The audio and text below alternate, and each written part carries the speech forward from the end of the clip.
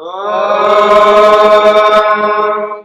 भूर्भुवः स्वः तत्सवितुर्वरेण्यं भर्गो देवस्य धीमहि धियो यो नः प्रचोदयात्।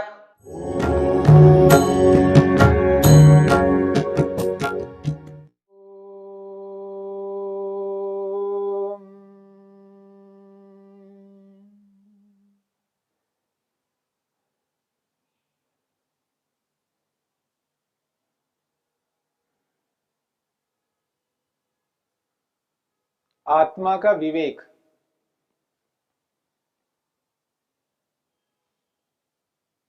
आत्मा और मन, इन दो पदार्थों का जो विवेक है, वह विवेक आत्मा को ईश्वर तक पहुंचाने वाला होता है। जब आत्मा स्वयं के स्वरूप को अनुभव करता है तो उसको प्रतीति होती है, मैं मन को चलाने वाला हूं। मन स्वतः स्वयं नहीं चल सकता। हम विचार कर रहे थे आत्मा का अपरिणाम। आत्मा परिवर्तित नहीं होता, यानी आत्मा बदलता नहीं। आत्मा के अपरिणामित्व को जब आत्मा स्वयं अनुभव करता है तो व्यवहार काल में बहुत सारे दुखों से बचता है। आत्मा जब स्वयं को अप्रतिसंक्रमा अनुभव करता है, स्वयं को किसी और वस्तु के साथ न घुलने वाला मानता है, न घुल मिलने वाला अनुभव करता है, तभी आत्मा प्रसन्न शांत रहकर दूसरों से मिलने वाले दुखों से बचेगा। मन का परिणाम और आत्मा का अपरिणाम, मन का किसी के साथ घुलना मिलना और आत्मा का न घुलना मिलना, इन दोनों स्वरूपों के साथ साथ आत्मा को ये भी एहसास होता है, मैं कुछ न करने वाला हूं, मैं कराने वाला हूं। मैं स्वयं नहीं करता हूं, मैं कराता हूं। इसके लिए आत्मा के एक ऐसा स्वरूप को अनुभव करना होता है जिसको हम कहते हैं दर्शित विषया। आत्मा का एक विशेषण दिया है, दर्शित विषया। विषय दिखाए जाते हैं आत्मा को। आत्मा स्वयं विषयों को नहीं देख रहा है, आत्मा को विषय दिखाए जाते हैं मन के द्वारा। इसलिए आत्मा को कहा दर्शित विषया। दर्शित विषय का अर्थ है विषयों को दिखाए जाते हैं जिस आत्मा को, उसको दर्शित विषय कहते हैं। मन के माध्यम से सभी विषय, रूप रस गंध स्पर्श और शब्द, ये पांचों विषय मन के माध्यम से आत्मा को दिखाए जाते हैं। ये है विषय। उदाहरण के लिए मैं आपको देख रहा हूं। मोटे तौर पर भाषा के अंदर हम यही बात करते हैं कि मैं देख रहा हूं, आप देख रहे हो। पर यहां ऐसा नहीं है, मैं देख रहा हूं नहीं, मुझको विषय दिखाए जा रहे हैं। नेत्रेंद्रिय के माध्यम से जब हम रूप को देख रहे हैं तो उसकी जो प्रक्रिया है, नेत्रेंद्रिय रूप को ग्रहण करती है और वो मन को पहुंचा देती है। जैसा रूप नेत्रेंद्रिय ग्रहण करती है, उस रूप को वैसा का वैसा मन तक पहुंचा देती है। अब वो रूप मन में है, मन ने आत्मा को दिखाया, देखिए ये रूप है, मान लीजिएगा ये आत्मा है और ये मन है, और जो रूप आया है मन में उस रूप को मन दिखाता है, देखिए ये रूप है और आत्मा ये है, और यहां से आत्मा इसमें आए हुए रूप को देखता है, यानी मन रूप को दिखा रहा है, स्वयं नहीं देख रहा है। यानी बिना मन के, बिना इंद्रिय के आत्मा स्वयं नहीं देख सकता, यानी दिखाने का साधन मन बन रहा है। इस बात को समझने का प्रयत्न करना है, मन के माध्यम से रूप को देख रहा है, यानी रूप मन में है, आत्मा में नहीं है, दूर से ही देख रहा है। यानी रूप आत्मा में प्रवेश नहीं कर सकता, क्योंकि उसको अप्रतिसंक्रमा कहा है। यानी रूप आत्मा में प्रवेश नहीं कर सकता, आत्मा रूप में प्रवेश नहीं कर सकता, इसलिए रूप रूप के स्थान पर है, मन में है। मन में आए हुए रूप को दूर से देखता है, इसलिए उसको दर्शित विषया कहा है। जब ये एहसास आत्मा को होता है तो बहुत सारे दुख आत्मा के दूर हो जाते हैं, वो दुखी ही नहीं हो सकता।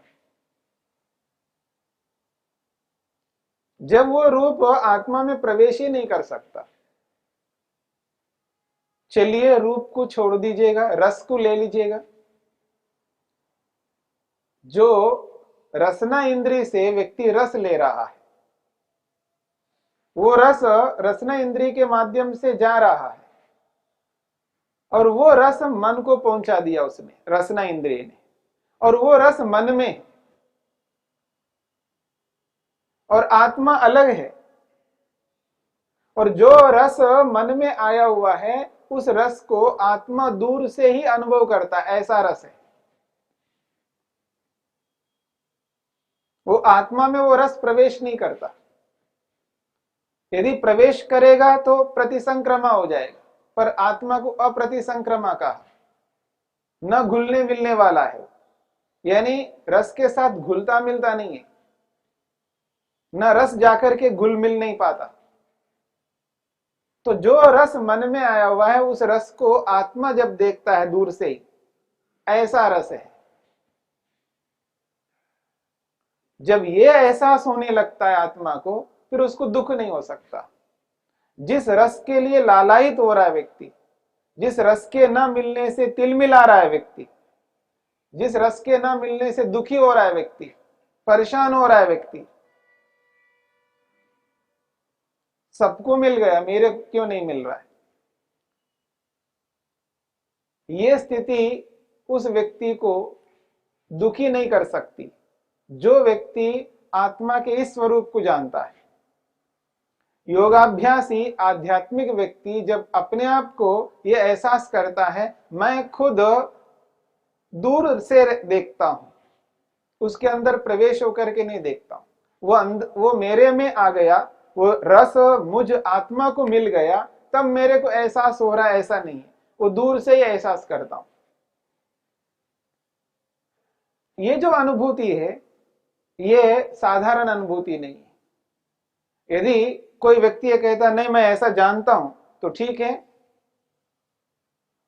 रसगुल्ले को आपके सामने रख देते हैं और दूर से देख करके समझ लेना, कोई बात नहीं, रस मुझ में मिले ना मिले, यदि रसना इंद्रिय के माध्यम से मैं शरीर में तो पहुंचा सकता हूं, उसके रस को शरीर के अवयवों को पहुंचा सकता हूं, मन तक पहुंचा सकता हूं, पर वो रस मुझ आत्मा में प्रवेश नहीं करता। जब ये एहसास करता है व्यक्ति, तो अगर उसके सामने रसगुल्ला हो चाहे कोई भी हो, यदि उसको वो लेना नहीं है, प्रतिबंध है उसके लिए, मना किया किसी ने, अधिकारी व्यक्ति ने या अनधिकारी व्यक्ति ने उसको मना किया, अधिकारी व्यक्ति के मना करने पर भी, अनधिकारी व्यक्ति के मना करने पर भी उसको दुख नहीं होगा। अगर मैंने उस रस को लिया तो भी मुझे आत्मा को नहीं मिलने वाला है, और नहीं लिया तो भी नहीं मिलने वाला है। दोनों स्थितियों में आत्मा तो अलग ही रहेगा उस रस से। अंतर इतना सा है, वो रस अगर लिया जाता है तो शरीर की पुष्टि होगी, शरीर पुष्ट होगा, शरीर स्वस्थ होगा, शरीर ठीक ठाक से चलता रहेगा। वो रस नहीं है तो दूसरे रस को लेगा, कोई भी रस हो उसको लेगा जो उसके अधिकार में, जो उसको प्रतिबंधित नहीं किया जा रहा है अन्य रसों में, लेकिन इस रस को प्रतिबंधित किया गया, ये रस आपको नहीं मिलेगा। ऐसी स्थिति में उसको दुख ही नहीं हो सकता। चाहे वो रस हो, चाहे वो स्पर्श हो, चाहे वो रूप हो, चाहे वो शब्द हो, पांचों विषयों से संबंधित कोई भी विषय उसके सामने आ रहा है लेकिन उसको वो ग्रहण नहीं कर सकता, अपनी इंद्रियों के माध्यम से मन तक नहीं पहुंचा सकता, और मन ने आत्मा को नहीं दिखाया ये चीज है, तो भी दुखी नहीं होगा। क्योंकि जिस जिस विषय को वो देखना चाहता है और वो मिल नहीं रहा है, उस स्थिति में दुख नहीं हो सकता उसको। वो अनुभव करना चाहता है, उसको आवश्यकता है। यहां अनावश्यकता है ऐसा नहीं है, आवश्यकता है। आवश्यकता के होने पर उसको ग्रहण करना चाह रहा है, और जब ग्रहण करना चाह रहा है तो वो उसको नहीं मिल रहा है, उस स्थिति में उसको दुख नहीं होगा, क्योंकि वो एहसास करता है वो मेरे को मिलने वाला नहीं है। क्यों नहीं मिल रहा है? सामने वाला व्यक्ति उसको रोक रखा है, वो अधिकारी ने उसको रोका है, तो भी उसको दुख नहीं होगा। सामने वाला व्यक्ति अनधिकारी है तो भी दुख नहीं होगा। इसलिए दुख नहीं होगा, ये अनधिकारी व्यक्ति ये क्यों रोक रहा है? तो उसको ये एहसास होता है आत्मा तो स्वतंत्र है ना, रोकने में ना रोकने में वो स्वतंत्र है।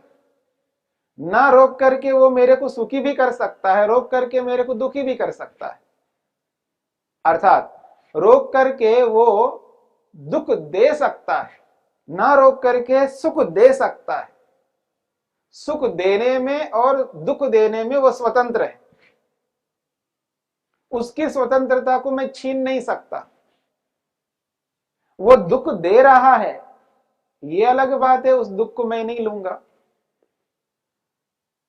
क्योंकि मैं जानता हूं उस दुख को मैं रोक लूंगा।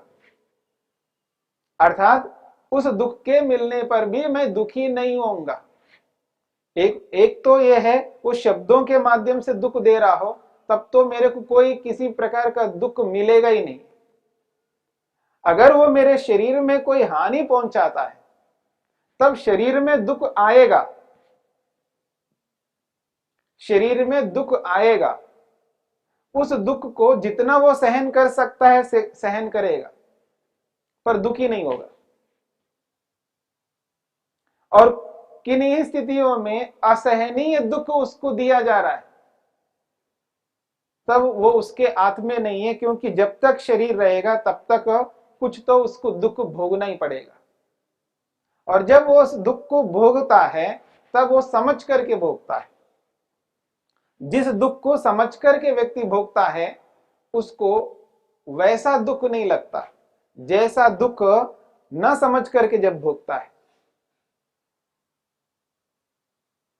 मेरे को ये रस नहीं मिल रहा है, मेरे को मिलना चाहिए, समझ नहीं पा रहा है कि सामने वाला स्वतंत्र व्यक्ति है, उसने रोक रखा है और वो रस मेरे को नहीं मिलेगा। इस बात को न समझ करके वो जब वो दुखी हो रहा होता है, वो दुख बहुत ज्यादा होता है, पहाड़ के समान होता है। और जब इस बात को समझ लेता है कि सामने वाला व्यक्ति स्वतंत्र है, रोकने में न रोकने में, तब वो दुख तो मिलेगा उसको, पर उसको आसानी से सहन करेगा, उसको राई के समान वो दुख दिखाई देगा। जब तक शरीर की हानि नहीं होती है, शरीर पर किसी प्रकार की हानि नहीं पहुंचा रहा है, तब तो वो कितना ही शब्दों से बोले, 1% भी वो दुखी नहीं होगा, क्योंकि वो दुख उस तक पहुंचा ही नहीं है। लेकिन शारीरिक हानि करता है वो व्यक्ति, यानी रस को वो रोके रखा है, और ये रस नहीं तो दूसरे रस को लेना चाहता है तो उसको भी रोके रखा, हर प्रकार के रस को रोक दिया उसने, वो रस नहीं मिल रहा है मेरे को, तो शरीर की जो पुष्टि होनी चाहिए वो नहीं हो सकती, शरीर की हानि हो रही है। और एक सीमा तक वो शरीर की हानि को सहन कर सकता है, लेकिन वो सीमा जब बढ़ जाएगी तब उसको दुख होगा, क्योंकि शरीर में जब तक पुष्टि ना होने के कारण से जो शरीर में जिस स्थिति में रह करके और कार्यों को वो कर सकता है, उन कार्यों को न करने की स्थिति उत्पन्न हो रही है, उस स्थिति में व्यक्ति को शारीरिक हानि के कारण से दुख मिलेगा। यानी आत्मा को मन सतत दुख दिखाएगा, आत्मा को मन सतत दुख दिखाता रहेगा कि ये दुख आ रहा है, ये दुख आ रहा है, ये दुख आ रहा है, तो उसको वो सहन न करने की स्थिति में रहेगा, क्योंकि अत्यधिक हानि हो रही है, और उसको सर्वथा रोक नहीं सकता जब तक शरीर है। परंतु उस दुख को भोगता हुआ वो ये एहसास करता है ये तो मिलना ही है मेरे को, इसको मैं सहन करूं, ये मुझ आत्मा में सामर्थ्य नहीं है जब तक ये शरीर रहेगा। उस स्थिति में उस दुख को अनुभव करता है, दुखी होता है, लेकिन वहां पर भी जो दुखी हो रहा है वो विद्यापूर्वक हो रहा है, इस बात को हमें समझना है। विद्यापूर्वक जब वो दुखी हो रहा होता है तो उसको वो दुख, पहाड़ वाला दुख राई के समान दिखाई देगा, पहाड़ जैसे दुख को भी वो राई के समान समझ करके उसको सहन करेगा, क्योंकि सहनीय स्थिति में नहीं है वो, असहनीय स्थिति में, तब उसको भोगता हुआ भी वो एहसास करता है ये मेरे को मिलेगा, इससे मैं बच नहीं सकता। लेकिन जब अविद्या से ग्रस्त रहेगा, सामने वाले को नहीं समझेगा, सामने वाले की स्वतंत्रता का एहसास ही नहीं करेगा, तब वो राई के समान दुख भी क्यों ना हो, वही दुख पहाड़ के समान बन जाएगा, तब अत्यधिक दुखी रहेगा। तो बहुत सारे दुखों से वो बचेगा जब इस बात को समझता है कि मैं स्वयं खुद नहीं देखता, यानी कोई भी चीज मुझ में नहीं आ रही होती है, तब मैं मन के माध्यम से देखता हूं, और मन के माध्यम से जो भी दिखाया जा रहा है उसको मैं दूर से देखता हूं, दूर रहते हुए ही उन सब का अनुभव करता हूं, और उस स्थिति में व्यक्ति उन समस्त पदार्थों का अनुभव करता हुआ अपने आप को एहसास करता है कि मुझ में कोई भी वस्तु प्रवेश नहीं कर सकती, और मैं दूर से ही देखता हूं, और जब तक वो मिलते रहेंगे तब तक देखूंगा, और जब मिलना बंद हो जाएंगे तब मैं नहीं देखूंगा, और उस स्थिति में दुखी नहीं होऊंगा। इस स्थिति में पहुंच जाता है, और उस स्थिति में रह करके व्यक्ति अपने आप को ईश्वर की ओर अग्रसर करने लगता है, क्योंकि बाह्य पदार्थ, भौतिक पदार्थ जितने भी हैं, वो कोई भी भौतिक पदार्थ हो, एक सीमा तक ही मेरे को मिल पाएंगे, कोई भी भौतिक पदार्थ एक सीमा तक मेरे को मिल पाएगा, और उसको रोकने वाले प्रतिबंधक बहुत सारे हैं, उनको रोक सकते हैं, और उनको मैं छुड़ा करके उनसे ग्रहण करूं ये मेरे सामर्थ्य से बाहर है। लेकिन ईश्वर को नहीं रोक सकते कोई भी, ईश्वर सर्वत्र है, ईश्वर सर्वव्यापक है, ईश्वर मुझ में भी है, सब जगह पर है।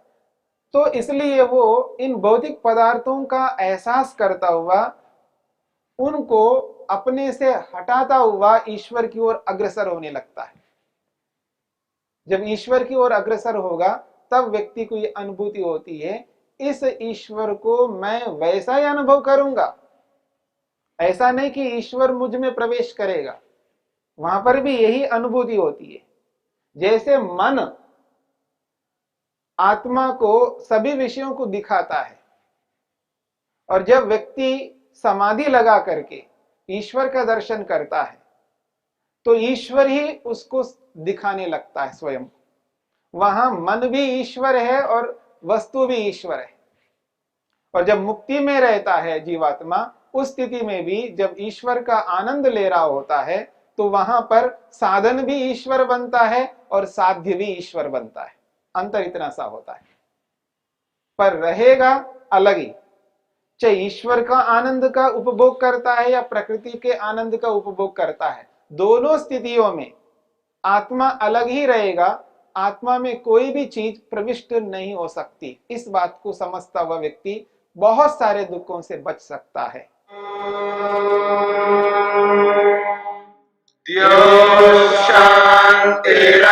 शान्तिरन्तरिक्षं शान्ति पृथिवी शान्तिरापः शान्तिरोषधयः